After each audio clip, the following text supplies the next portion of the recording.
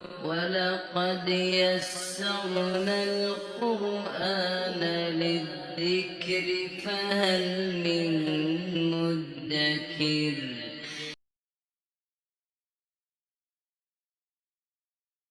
بسم اللہ الرحمن الرحیم۔ السلام علیکم ورحمۃ اللہ وبرکاتہ۔ آج ہم ڈسکس کریں گے کہ فعل ماضی کیا ہوتا ہے اور عربی میں کس طرح یہ بنایا جاتا ہے۔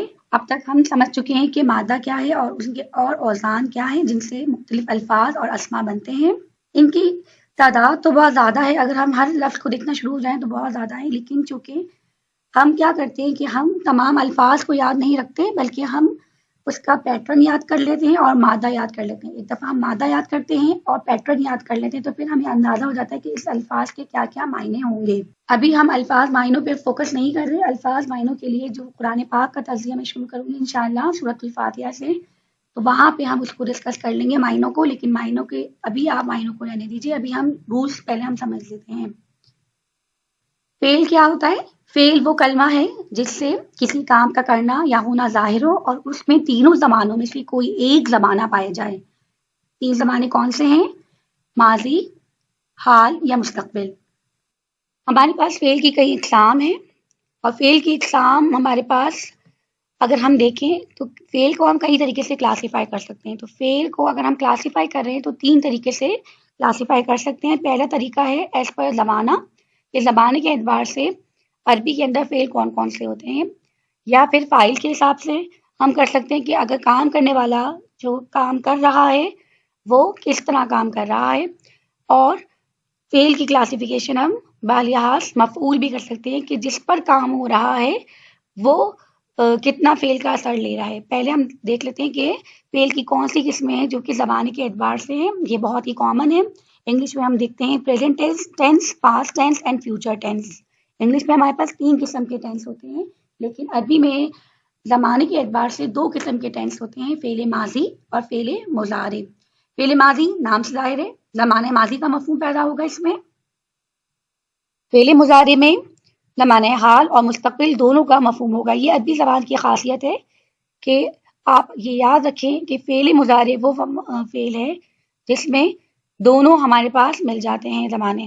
دوسری کلاسیفیکیشن میں فعل کو فعل معروف اور فعل مجہول میں تقسیم کیا گیا ہے۔ فعل معروف یہ بیسیکلی ایکٹیو اور پیسو وائس ہیں، کہ ہم یہ دیکھ رہے ہیں کہ جس میں کام کرنے والے کے اوپر زور ہوتا ہے تو وہ فعل معروف ہو جاتا ہے، اور اس میں ہم پیسو ایکٹیو فارم میں ہم جس طرح سینٹینس کہتے ہیں انگلش میں، اسی طرح عربی میں بھی ہمارے پاس ایکٹیو وائس ہے اور پیسو وائس ہے۔ مجہول میں کیا ہوتا ہے کہ وہ ہم تبدیل کر دیتے ہیں پیسو میں۔ فعل معروف میں ایسا فعل ہوتا ہے جس کا فاعل معلوم ہو، اور فعل مجہول میں ایسا فعل ہوتا ہے جس کا فاعل معلوم نہ ہو، کام پہ زیادہ فوکس ہو، فعل پہ زیادہ فوکس ہو۔ تیسری تقسیم میں بالحاظ مفعول ہم یہ کام کرتے ہیں لازم اور متعدی ہے۔ لازم کون سے فعل ہوتے ہیں؟ ایسے اسما جس پہ فعل کا اثر فاعل پر ہو، مفعول پر نہیں ہو۔ مینس کہ جو کام کر رہے ہیں وہ فاعل پر کام ہو رہا ہے، وہ مفعول پر ہو ہی نہیں سکتا۔ آگے چل کے ہم اس کی مزید مثالیں سمجھیں گے، لیکن صرف یہ سمجھ لیں کہ ہمارے پاس فعل مفعول کے حساب سے لازم پہ بھی ہوتا ہے جس پہ مفعول نہیں ہو سکتا۔ متعدی میں فعل کا اثر کسی دوسرے پر ہو، یعنی مفعول پر ہو سکتا ہے، اس پہ فاعل پر نہیں ہوتا۔ ٹھیک ہے، اب ہم شروع کرتے ہیں فعل ماضی معروف بنانا۔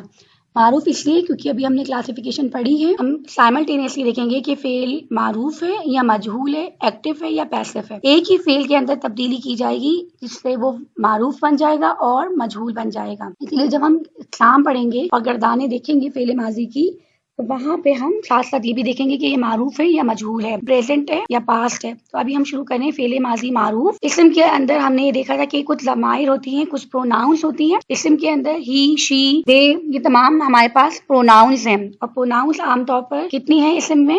14 ہیں۔ عربی میں ضمائر کی تعداد 14 ہے، اور اس لیے یہاں پہ فعل ماضی کے جو گردان ہم کریں گے اس میں تقریباً 14 ہمارے پاس صیغے بنیں گے۔ اس سے فائدہ کیا ہوتا ہے کہ مفہوم واضح رہتا ہے اور کرنے والا کون ہے یہ واضح ہوتا ہے۔ اب عربی کی خاصیت کیا ہے کہ ایک ہی لفظ میں دونوں چیزیں شامل ہو جائیں گی، فعل بھی اور فاعل بھی۔ جیسے کہ مثال ہے وہ گیا، ہی وینٹ، میں ہوا ذہابہ ہم نہیں کہیں گے، ہوا ضمیر ہے، ذہابہ جانے کو کہتے ہیں، گیا۔ ہوا ذہابہ کہنے کے بجائے ہم صرف ذہابہ کہیں گے، کیونکہ ذہابہ کے اندر ہوا کی ضمیر تم سب نے یہ تام کیا کے لیے ایک خاص وزن ہونا چاہیے، کوئی بھی فعل ہو فعلتم ہو جائے گا۔ اب ہم گردانے دیکھ لیتے ہیں، گردانوں کے اندر کچھ پیٹرنز ہیں، وہ پیٹرن آپ کو یا تو زبان پہ چڑھانے ہیں یا پھر لکھ کر آپ نے پریکٹس کرنی ہے۔ اس میں کیا کیا ہے، ہمارے پاس روٹ ورڈ ہم نے دیکھا تھا کہ 3 ہوتے ہیں، فا عین لام، ہم نے انہی کو نام دیا گیا ہے۔ اس میں جو فا کلمہ ہے، عین کلمہ ہے، لام کلمہ ہے، تینوں کے اوپر زبر آئی ہے۔ اور اگر ہم دیکھیں فاعل کی بیسس پہ تو کچھ فاعل ہمارے پاس غائب ہوتے ہیں جیسے کہ ہی اینڈ شی، کچھ ہمارے پاس مخاطب ہوتے ہیں جیسے کہ یو، اور کچھ ہمارے پاس متکلم ہوتے ہیں جیسے کہ آئی، وی، جس میں کرنے والا جو ہے وہ اسی وقت وہاں پہ پریزنٹ ہوتا ہے۔ پھر غائب اگر ہے تو اس کے بھی مذکر اور مؤنث ہوتے ہیں، مخاطب کے بھی مذکر اور مؤنث ہوتے ہیں، اور متکلم کے بھی مذکر اور مؤنث ہوتے ہیں۔ یہ اسماء میں ہم پڑھ چکے ہیں۔ پہلا جو وزن بنا ہے وہ فا عین لام ہے، اس میں ہوا کی ضمیر شامل ہے۔ اس کے معنی ہوئے اس ایک مذکر نے کیا۔ اس میں اضافہ کیا کیا، جب ہم اس کو تسنیہ بنا رہے ہیں جس طرح ہم نے اسم میں کیا تھا، اس طرح فعل کے اندر بھی واحد سے تسنیہ بنے گا، تسنیہ سے جمع بنے گا۔ واحد سے تسنیہ بنانے کے لیے کیا کیا، سمپل ایک الف کا اضافہ کر دیا مذکر میں، فعلا فعلا، اور جمع میں واو کا اضافہ کر دیا فعلو۔ مؤنث میں اگر ہم دیکھیں تو فعلا کے ساتھ ہم نے تا کا اضافہ کر دیا، اور اس میں ہیا کی ضمیر شامل ہے تو تبدیل ہو کے یہ بن گئی فعالت، اس ایک مؤنث نے کیا۔ تسنیہ کے اندر کیا تبدیلی ہوئی، تسنیہ کے اندر یہ تبدیلی ہوئی کہ ہم نے جو فعلا تھا اس کے آگے تا الف کیا اضافہ کیا، تا، اور جمع میں فعلنا، ہننا اس کی غائب ضمیر ہے، فعلنا ہم نے کیا کیا، لام کلمے کو ساکن کر دیا اور نون لگا کر نون نسوہ کا اضافہ کیا، نون زبر نہ لگایا۔ معنی میں تبدیلی کیا ہوئی، ان بہت سی مؤنث عورتوں نے کام کیا، جو بھی کام آئے گا وہ ہم آگے چل کے دیکھ لیں گے، ٹھیک ہے۔ تبدیلی بھی خیال سے سمجھ میں آ گئی ہوگی۔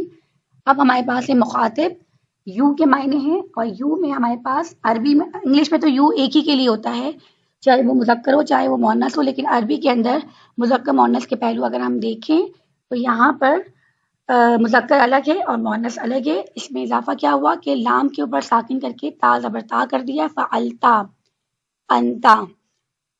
تسنیہ میں کیا کیا، فعل، تینوں میں یہاں سے لے کر غائب مؤنث سے لے کے آخر تک جو لام کلمہ ہے سب پہ ساکن آنا شروع ہو گیا ہے۔ تو مذکر مخاطب میں ہم دیکھ رہے ہیں کہ لام پر ساکن ہے، یہاں سے لام ساکن تینوں کلموں پہ، فا کلمہ ہے ہمارے پاس، فا کلمہ ہے، عین کلمہ ہے اور لام کلمہ ہے۔ تو لام کلمہ مخاطب سے لے کے متکلم میں دونوں کے کیس میں لام ہمارے پاس ساکن ہی رہے گا۔ تو ہمارا جملہ بنے گا فعلتا، تو ایک مذکر نے کیا۔ اگر ہم اس کو مؤنث میں کنورٹ کریں گے تو تا زبر تا، تا زیر تی میں کنورٹ ہو جائے گی، فعلتی، انتی سے ملتا جلتا ہے یہ، تو ایک مؤنث نے کیا۔ تو صرف سمجھانے کے لیے کہہ رہے ہیں کیونکہ یہ واحد ہے، اس لیے تو کا اضافہ کیا گیا، یہاں بدتمیزی کا پہلو نہ سمجھا جائے بلکہ ڈفرینشیٹ کرنے کے لیے کہ یہ واحد ہے، اس لیے تو کہا گیا ہے، اور تم تسنیہ اور جمع کے لیے استعمال کیا گیا ہے۔ فعلتی کے معنی ہوئے تو ایک مؤنث نے کیا، فعلتما تم دو مؤنث نے کیا۔ اس میں انتما سے ملتا جلتا یہ ہمارے پاس فعل ہے، تما کا اضافہ کیا گیا ہے، تما اور تما، مخاطب میں مذکر اور مؤنث میں دونوں ہمارے پاس یہ سیم ہے، فعلتما فعلتما، تم دو مذکر نے کیا، تم دو مؤنث نے کیا۔ اور آگے چل کے ہم دیکھیں گے کہ جب ہم ترجمہ کر رہے ہوتے ہیں قرآن پاک کا، اس میں کچھ الفاظ ایسے آتے ہیں جس میں ہم کہتے ہیں کہ اس کے معنی یہ بھی ہو سکتے ہیں اور یہ بھی ہو سکتے ہیں۔ تو اس طرح کے وہ الفاظ ہوتے ہیں، اس طرح کے وہ اسماء یا افعال ہوتے ہیں جس میں معنی دونوں کے کیس میں سیم ہو رہے ہیں۔ تو یہاں پہ چاہے مذکر نے کیا ہو چاہے دو مؤنث نے کیا ہو، تو دونوں کا پیٹرن ایک ہی ہے۔ پھر ہے ہمارے پاس فعلتم، تم سب مذکر نے کیا، انتم سے ملتا جلتا ہے، انتم ضمیر ہے، فعلتم بنایا گیا ہے تو یہ ہو گیا ہے تم سب نے کیا۔ تم کا اضافہ کیا ہے، لام کلمے کو سائلنٹ کر دیا ہے۔ عورتوں کے لیے کیا کیا، فعل کر کے لام کلمے کو سائلنٹ کر کے تا اور نون کا اضافہ کیا ہے، تننا، اور یہ ہے ہمارے پاس نون نسوہ، فعل تننا، تجدید لگا کے ہم نے نون نسوہ کا اضافہ کیا، ان تننا سے ملتا جلتا ہے، تو تننا کا جو لفظ ہے وہ یہاں پہ آ گیا ہے آخر میں۔ متکلم ہمارے پاس مذکر بھی اور مؤنث میں پیٹرن ایک ہی ہے، فعلتو، یعنی معنی ہوئے میں، اگر میں مذکر ہوں یا میں مؤنث ہوں دونوں کے کیس میں فعلتو ہی رہے گا، اور انا سے یہ ملتا جلتا ہے، انا ہمارے پاس ضمیر ہے۔ متکلم میں اگر ہم تسنیہ دیکھیں تو وہاں پہ نون الف نا کا اضافہ کیا ہے، اور یہ بہت زیادہ آتا ہے ہمارے پاس عربی گرامر کے اندر، کہ نون الف نا کا اضافہ کر دیا جائے گا۔ ابھی ہم جب مثالیں کریں گے تو وہاں پہ ہم دیکھیں گے فعلنا ہم دو نے کیا یا ہم سب نے کیا، جیسے کہ قرآن پاک میں آتے ہیں ظلمنا، حضرت آدم علیہ السلام کی دعا ہے جس میں انہوں نے کہا کہ ہم دونوں نے یعنی آدم اور حوا نے اپنے اوپر ظلم کیا، تو ظلمنا دو کے لیے بھی یوز ہوا ہے، اور وہاں پہ اگر آپ غور کریں ترجمے میں تو وہ کئی اور جمع کے لیے بھی یوز ہو سکتا ہے، سیم پیٹرن ہے۔ اب کیا کیا تبدیلی ہوئی ہے؟ پہلے 5 صیغوں میں لام کلمہ متحرک ہے، لام پہ ہمارے پاس حرکت ہے، آپ دیکھ سکتے ہیں، اور وہ زمائی سے ہی ملتی جلتی ہے، لام کلمے پہ زبر ہے، لام کلمے پہ زبر ہے، یہاں لام کلمے پہ پیش ہے، یہاں لام پہ زبر ہے، یہاں بھی زبر ہے، اور یہاں ساکن ہے، تو یہاں یہ چھٹا کلمہ ہے، تو 5 شروع کے جو ہیں اس میں لام کلمے میں حرکت ہے۔ پھر دوسرا رول کیا ہے؟ واحد مؤنث غائب کا صیغہ واحد میں جس میں تا ساکن ہے، واحد مؤنث غائب کا صیغہ واحد ہے اس میں تا ساکن ہے، آخر میں جو اضافہ ہم نے کیا ہے تا یہ ساکن ہے، اور کسی میں تا ساکن نہیں آئی ہے، تو جب تا ہم نے بڑھائی ہے مؤنث کے اندر تو غائب مؤنث کے اندر تا ساکن استعمال ہوئی ہے۔ اور اوزان اگر ہم دیکھیں تو ابھی ہم نے جو وزن کیا ہے پہلا، اس میں فا کلمے پہ زبر ہے، عین کلمے پہ بھی زبر ہے، اور لام کلمے پہ بھی زبر ہے۔ عربی گرامر کے اندر فعل کے اگر ہم حرکات کو یوز کریں تو وہاں پہ فعل ماضی کے بھی 3 ہمارے پاس اوزان ہوتے ہیں، مینس، اور یہ اوزان ہوتے ہیں عین کلمے کی حرکت پر، کہ عین کے اوپر کون سی حرکت آئی ہے۔ عین کے اوپر زبر بھی آتا ہے، کچھ افعال کے اوپر عین میں زیر چلا جاتا ہے، اور کچھ افعال ایسے ہوتے ہیں جس میں عین پر پیش ہوتا ہے۔ یہ کیسے پتہ چلے گا کہ کون سے افعال ہیں جن پہ عین پر زبر ہے، عین پہ زیر ہے، عین پہ پیش ہے؟ تو یہ ہمیں الفاظ یاد کرنے پڑیں گے، آگے چل کے ہم اس کو مزید بات کریں گے۔ الفاظ کے مادوں کی پہچان کیا ہے؟ کہ جو پہلا صیغہ ہے ماضی کا وہی ان کا جو ہے وہ مادہ ہے۔ پہلا صیغہ فعل کے اندر جو ہم گردان کر رہے ہیں، پہلا صیغہ ان کے مادے کو شو کر رہا ہے، جیسے کہ آپ دیکھ سکتے ہیں پہلا جو ہمارے پاس تھا فعلا، تو یہ فعل مادہ تھا۔ اب اگر ہم آگے مثال دیکھیں تو کیسے کریں گے؟ اب آپ کو ان کی گردانیں کرنی ہے، دخلا، فریحہ، غلبہ، ضحکہ، قربہ، بعودا۔